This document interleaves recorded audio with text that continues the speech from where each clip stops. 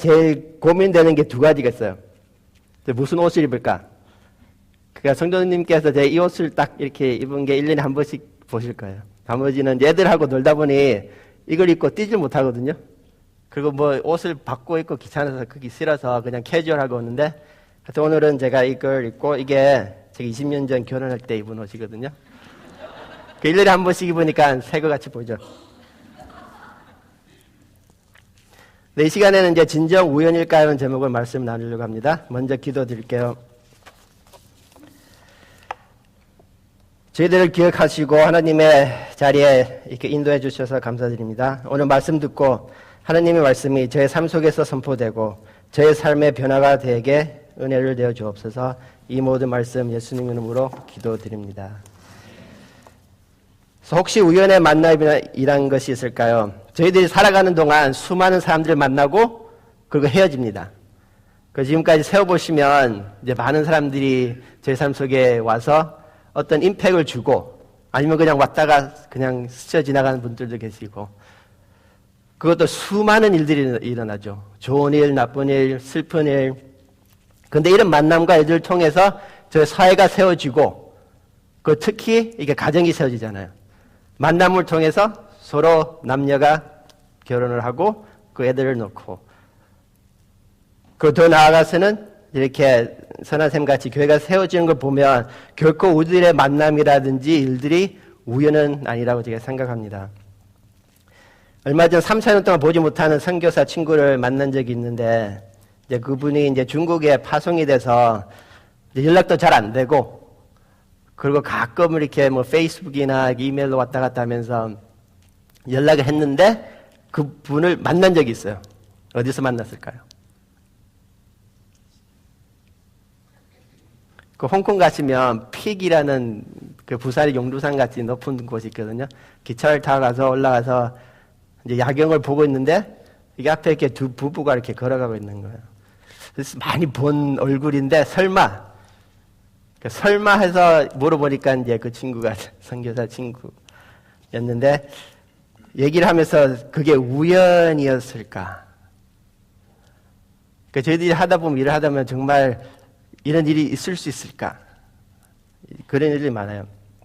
이제 운전을 하다 보다가 이제 경찰한테 티켓을 받으신 분 여기 한 분도 안 계시죠?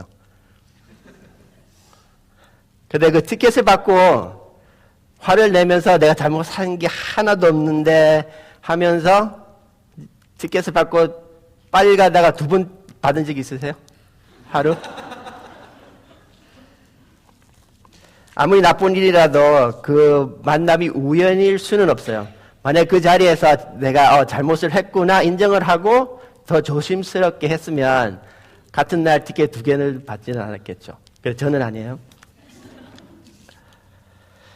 그래서 저는 이제 생각이, 만남이란 자체가 중요하지만 그 만남을 통해서 이루어진 일들이 더 중요하다고 생각합니다. 다들 아시겠지만 중국 사람들이 모이면 뭐가 먼저 생기죠? 제가 좀 이렇게 노는 걸 좋아하거든요. 그래서 이제 가족을 데리고 여기저기 많이 다녔는데 가는 곳마다 한국 식당은 없고 중국 식당은 있어요. 가는 곳마다. 근데 더 좋은 건 한국 사람들이 모이면은 이게 꼭 생긴다고 하는데 뭐죠? 한국 사람들이 모이면 교회가 세워진다고 합니다. 한 만남을 통해서 한 종족은 이제 먹는 것도 중요하지만 일단 식당이 먼저 생기고, 그리고 한 종족은 하나님께 영광을 돌리기 위해서 교회가 먼저 생기고, 이제 교회 생긴 후에 더 많이 먹죠.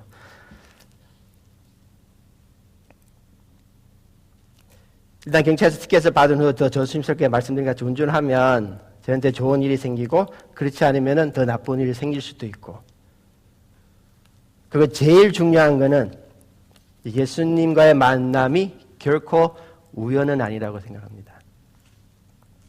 그리고 예수님 안에서 여러분들의 만남들 또 우연이 아니라고 생각합니다. 베드로가 예수님 만났을 때 그 만남을 통해서 교회가 세워졌죠. 베드로의 입에서 하나님께서, 예수님께서 진정한 세이비어, 메사이라고 말을 하는 순간에 그 교회라는 게 생겼습니다. 그리고 예수님과 바울의 만남도 우연은 아니죠.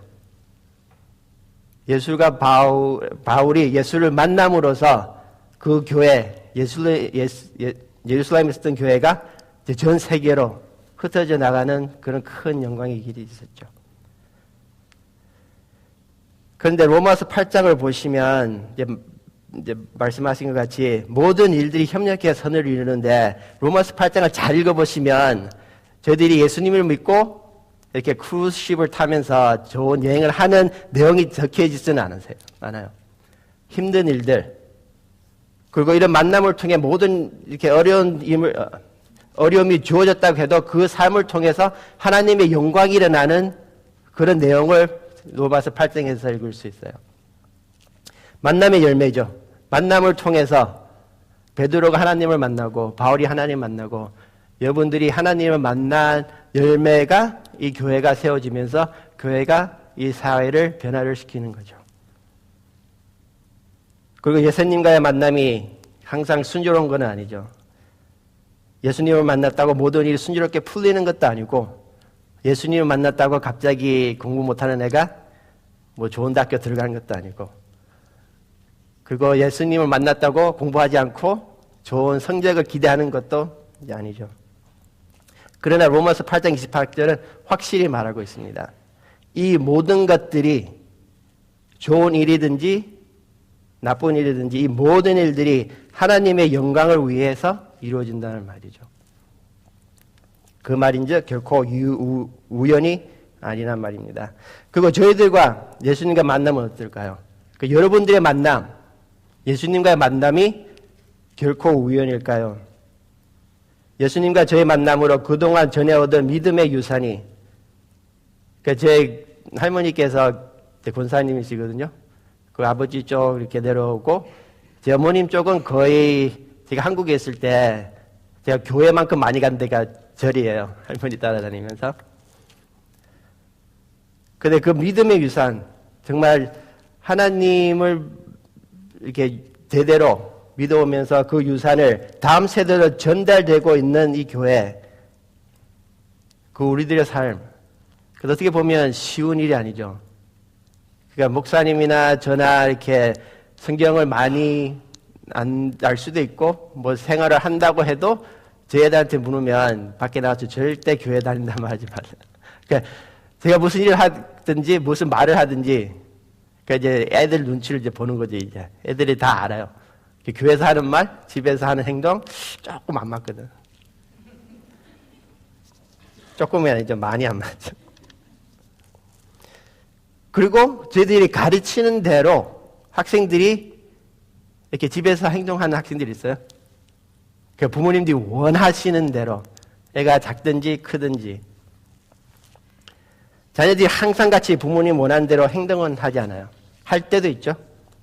근데 항상 하지는 않죠. 때로는 정말로 자녀들이 자랑스럽게 성장을 하고 걔네들 학교에서 일을 잘하든지 밖에서 발런티어 봉사활동을 잘하든지 잘하는 때도 있지만 그렇지도 않을 때도 종종 있는 게 현실입니다.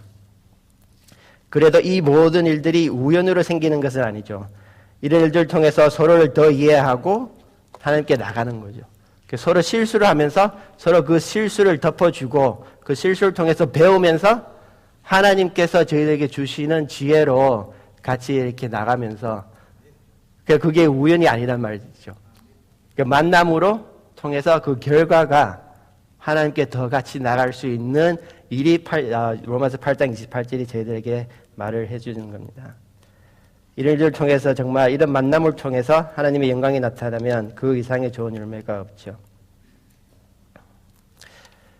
그래서 이 열매로 인해 저희들만의 신앙이 자라는 것이 아니라 저희들이 원하는 게 있죠. 저희들이 기도를 하죠. 그리고 그 기도의 응답을 받죠. 그러면서 저희 신앙들이 커지면서 그 열매가 저희들만 누리는 게 아니라 저희들 자녀들이 하나님을 더 열심히 섬기면서 그렇죠? 열심히 섬길 뿐만 아니라 사회에서도 인정을 받고 제가 나중에 영어로 설교할 텐데 이제 애들을 위해서 그 사회 생활에서 인정을 받으면서 이제 생활하게 되면 저도 이제 애들이 셋이 있거든요.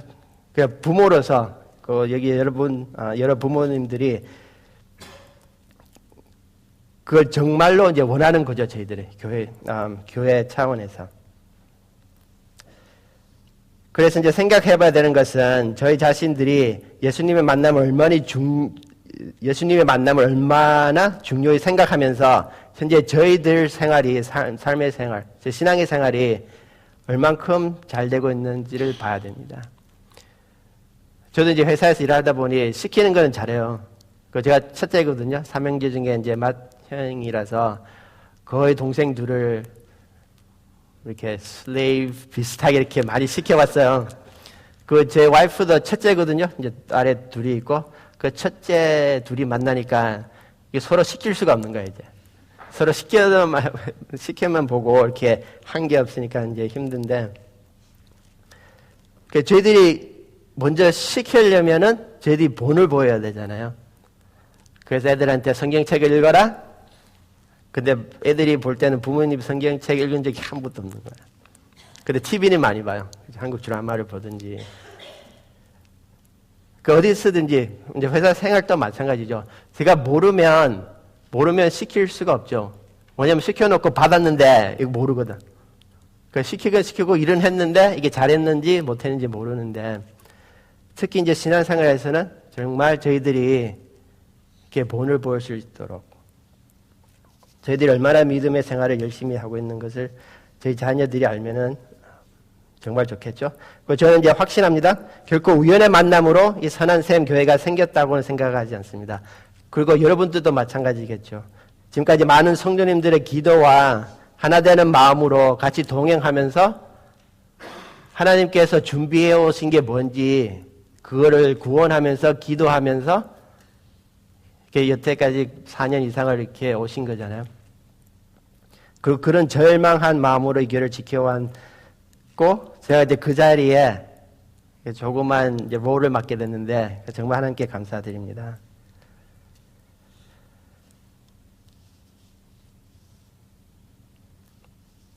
이제 우연히 또 아니란 게, 제가 이제 이 자리에 있어서, 제가 보통 이제 연합예배를 하면 거의 통역을 하거든요. 목사님께서 설교를 하시고, 그 설교를 주시면 미리 보고, 이제 통역을 하게 되는데, 이제 아니면 목사님께서 설교를 하시고 제가 이제 애들을 위해서 영어를 하든지. 근데 오늘은 정말 이 자리에 이렇게 제가 서서 모든 분들에게 하나님 말씀을 같이 나누는 이 자체가 저는 하나님께서 예비해 주셨다고 생각합니다. 저도 좀 연습을 해야 될 것 같아요, 이제 앞으로. 그 차원에서 제 말씀을 듣는 게 감사드리고요. 일단 제가 이 자리에 서서 이 선한 길, 선한 샘 교회, 거기 선한, 하나님께 하시는 이 선한 길에 하나의 씨앗이 되었으면 하는 기도고요. 여러분들의 많은 기도와 도움을 부탁드립니다.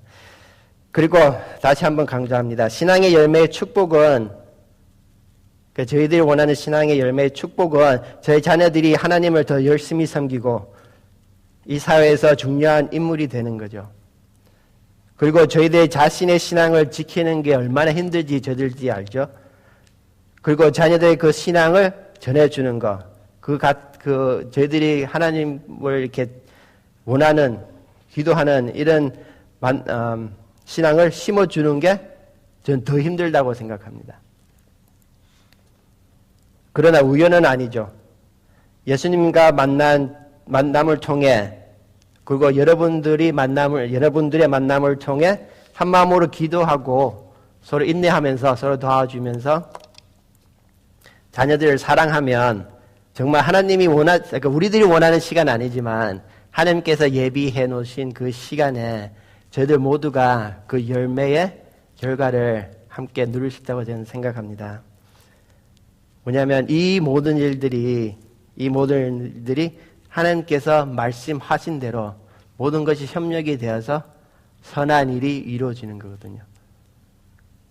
저희들이 원하는 것은 저희들이 예수님을 닮아가는 거잖아요. 만남을 통해서 그 사람을 닮아가고 예수님을 닮아가고, 그거 예수님께서 하신 일들, 예수님께서 모든 선한 일들을 하셨거든요. 그래서 그 선한 일들을 하게 하시려고 하나님께서 저희들을 만나게 해주셨고, 그 만남이 제가 말씀드린 같이 진정 우연은 아니라고 생각합니다. And this is for the students. I'm going to open your Bible to Luke 2:52. So this will be short. I don't think I'm going to use 30 minutes. So my wife usually sends me these sermons or some messages, and she Kakao talks, and then there's a link. I click the link. If it's anything longer than 1 hour, I don't usually watch. I don't have time to watch hour-long messages. But if I click and it says like 5 minutes, 25 minutes, then I say that's fine. My lunch is half an hour. I could easily read. Now she knows.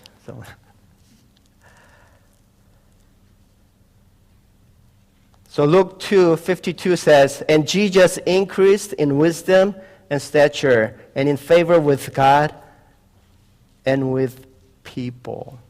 See, a lot of times we tend to focus on one thing, and especially Asian culture, no doubt. Right? From mouth of parents, the thing comes out is either did you eat or did you finish your homework?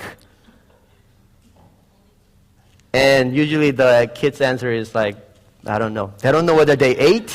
They don't know whether they did their homework. Whatever their answer is, I don't know. But today, this message, I'm going to talk about well-rounded people. How to describe well-rounded? I know this one friend. He's Korean, 6'2", probably handsome-looking. We call him Superman because he looks like Superman. Nice body and good college, good job, and good family. Smart, handsome, tall. A perfect husband, right? Yes? No? So is that well-rounded? I think he is, because now he is really devoted Christian also. He serves. But in the Bible, it says, Jesus, you have to remember, Jesus is Son of God. If I'm a prince, my father was king of this, I'll do anything I want to do. Right? But before I go to 52, let's read 51. It says, "Then he, Jesus, went down with them and came to Nazareth and was obedient to them." Jesus is not only Son of God, but he was son of earthly parents. And that as a son of earthly parents, he was obedient. What will be the last thing, parents, I'm asking you, what will be the last thing that you will say to your children or child who go away to college? Anyone? Do well. Don't get in trouble. Find good friends. If you read Malachi, the last book of the Bible before God went into this 400-year silence, the last thing he said is, "Fathers, turn your hearts to your children. And then children, turn your hearts to your parents." God instituted family. And that God wanted the family to honor God by turning each other's hearts. And Jesus showed that as an example. If you want role model, yes, you could look after George Washington or Lincoln. There are a lot on this earth. But I think if you truly want a role model, then you can find it in this chapter, Luke 2:52. Jesus was not only obedient to his parents, he grew in wisdom. So I'm not talking about 4.5 GPA. I'm not talking about 2,400 on SAT. And we talked about this wisdom. Right? He grew in wisdom, which means he knew God. He knew what God wanted him to do. And then he said he grew in stature.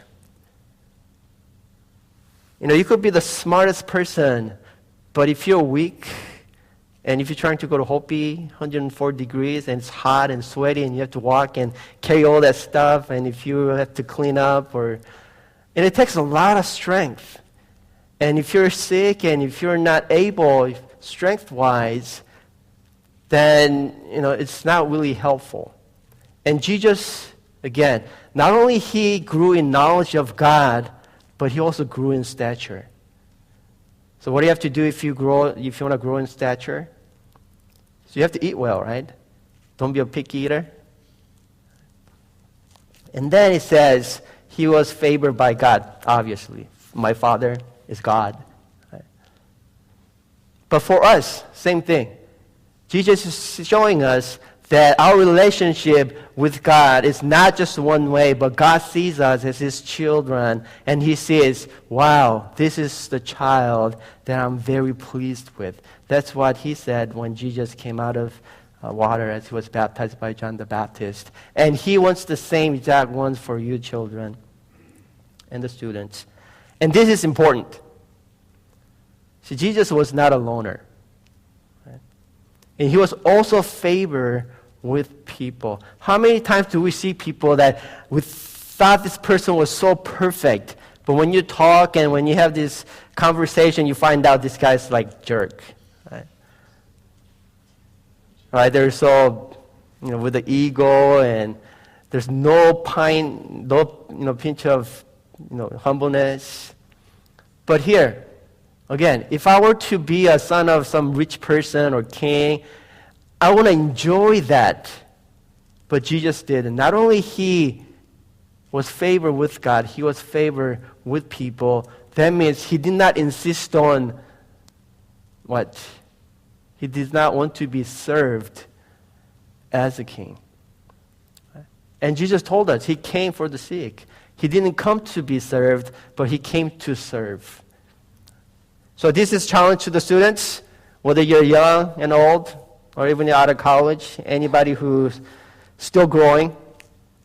I just pray that you not only increase in knowledge of the worldly intelligence, but knowledge of the Word of God, which can be prescribed in your hearts. And whenever you face difficult times, whenever you face decision-making points, you know exactly what to do.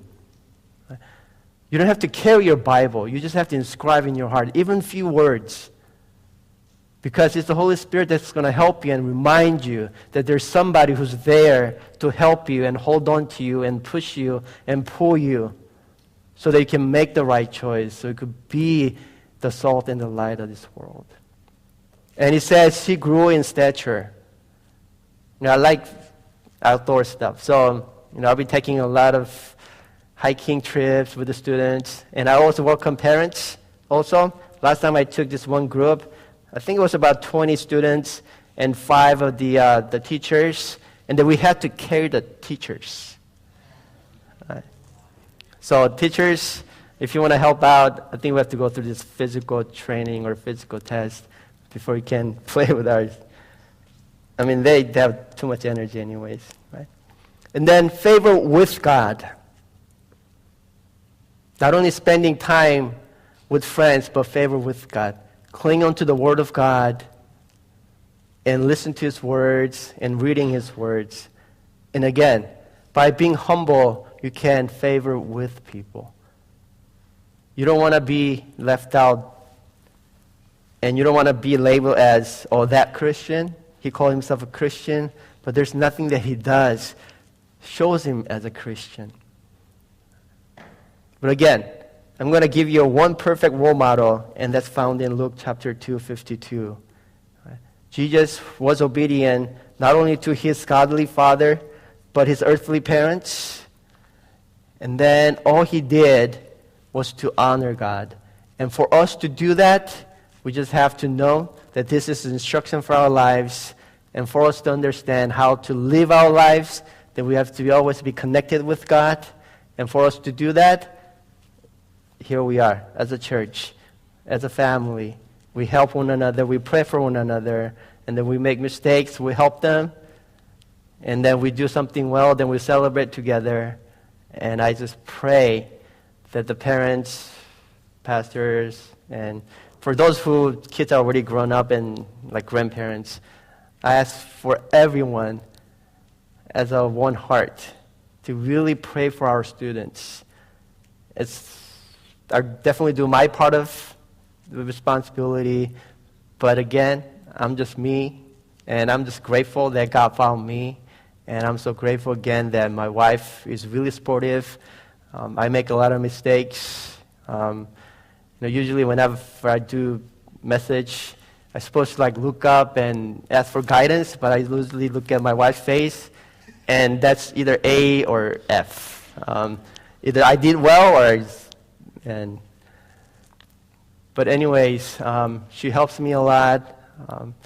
So I just pray again that everybody can be one heart, so that our next leaders are sitting right over there. Could be one of your kids, maybe not. But as a family of San Anselm Church, I believe they are all our kids because God has instilled them in our responsibilities, and that we can never cease to pray for them. I'll pray for them, my wife will pray for them, and I ask you, the whole church will pray for them. And let's bow our heads and let's pray. Heavenly Father, we thank you so much. We thank you for Good Samaritan Church. I'm so grateful that you raised this church for a reason. That reason is to raise our children to be the next leader of this spiritual world. And also, Father, you lift this church up because you want to do your work through Good Samaritan Church. Father God, help us to honor that responsibility. Father God, help us to continue to pray, continue to develop relationship with you, and most of all, help us to be one heart, and that one heart to serve you. We thank you, and we ask all this in Jesus' name. Amen.